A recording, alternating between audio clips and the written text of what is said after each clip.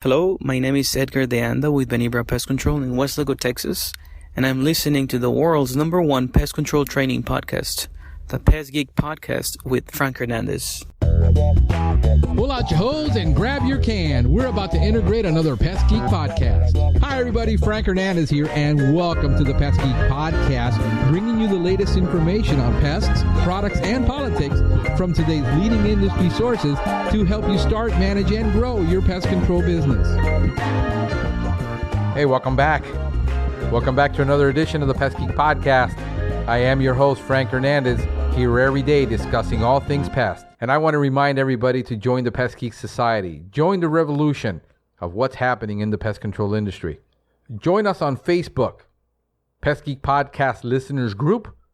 We're also on Twitter. We're on YouTube, pestgeekpodcast.com. Join us. Join in on the conversation. Let us know how we're doing. Let us know what you need to be more successful. Contribute, engage. And now here's Jeff McGovern with today's topic. Thank you, Frank. Folks, once again, this is Jeff McGovern, the Pest Coach. And I'm just sort of reviewing what's in the back of my service vehicle this morning.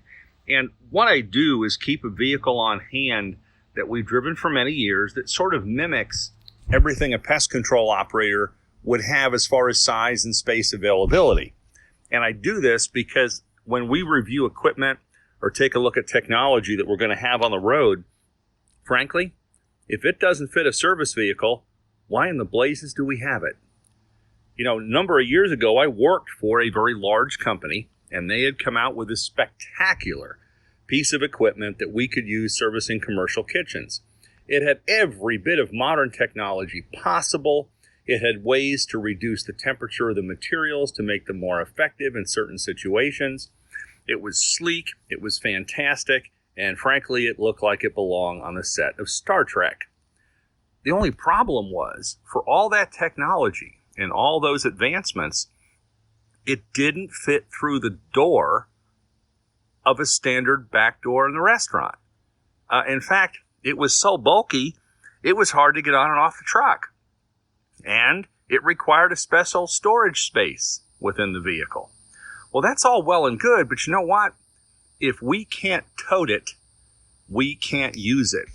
So when you're looking at equipment to purchase for yourself as a small operator, or even as a large company, for heaven's sakes, make sure you have the real estate available in your vehicle.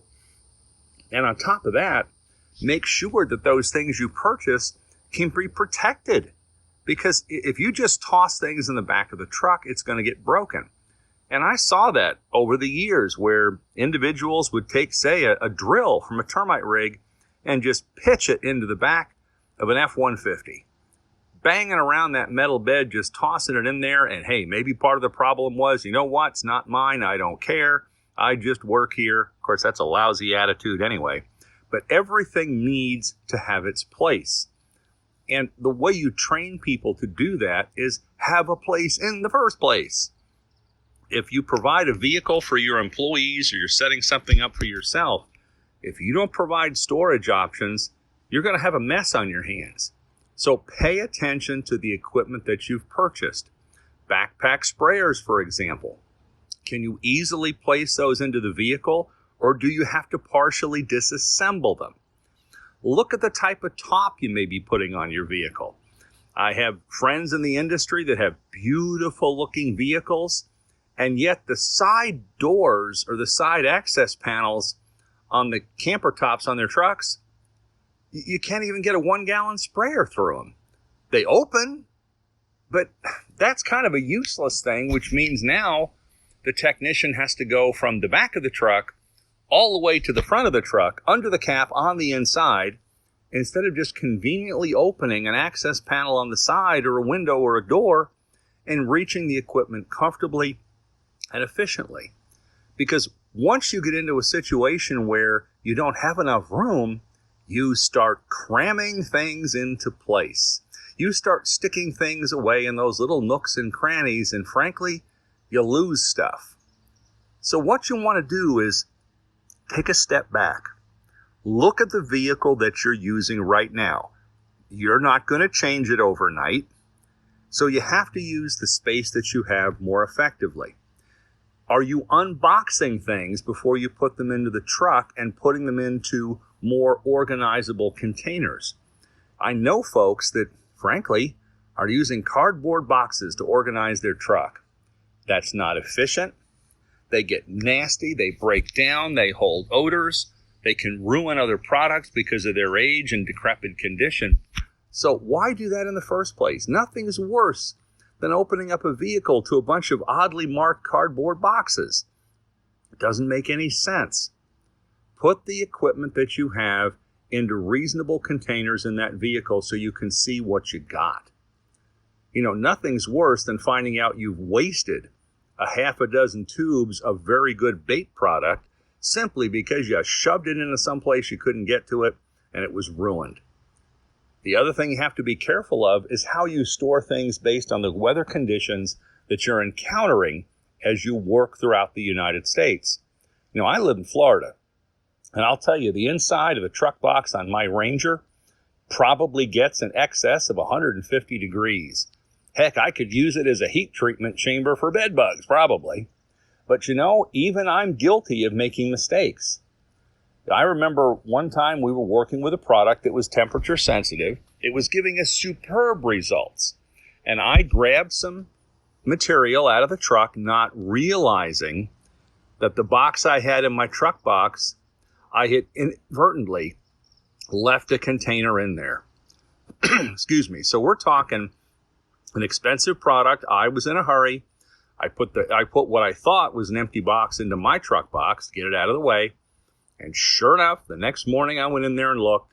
And in this particular case, I had ruined a few $100s worth of product because I was careless and I was in a hurry.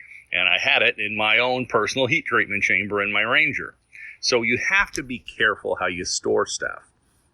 Now, if you're working in an environment that gets really cold, and that's where I came from. When I started in the industry, I was working in northern Indiana, and we had to be awfully careful with our sprayers. You know, in those days, if you froze a sprayer, we didn't have the freeze-proof wands that we have today. And you'd forget, you'd leave that sprayer sitting in the truck. You come out the next morning, and it had a little bit of material in it, and the wand was bulged, or worse yet, it was cracked and split. So you have to make sure that you're set up in such a fashion that these things don't happen. Now, the issue we run into in a cold environment is how do we keep things from freezing? Well, there are companies that have the vans now. The vans work a little bit better than what we had when we had pickup trucks because the entire interior of the vehicle can be kept warm. But you don't want to store those sprayers necessarily full of material because even in a short period of time, things can freeze. So you have to balance your storage options to the temperature conditions you're encountering. We have the same thing here in the South when it comes to overly hot. You know, when it gets to be 140 degrees in a truck box, it ruins virtually everything we have. A lot of the baits will just turn to goo, and that's definitely not the way to go into a customer's home when you got product just dripping out of everywhere because it's overheated. So you have to balance your storage to the conditions. Take what you need for the day, give things proper airflow, don't pack them in there, and use only what you need. Don't take a ton of stuff with you because you need spares or you think you do. As you gain more experience in this industry, you'll become far better at balancing what you need on a daily basis and getting it stored in your truck. Now let's look at something else with regards to equipment. I always live by the rule, 1 is none and 2 is 1. We've all heard that. I don't carry just one flashlight, I carry 2, and I probably have that one backed up again, so I might end up with as many as 4.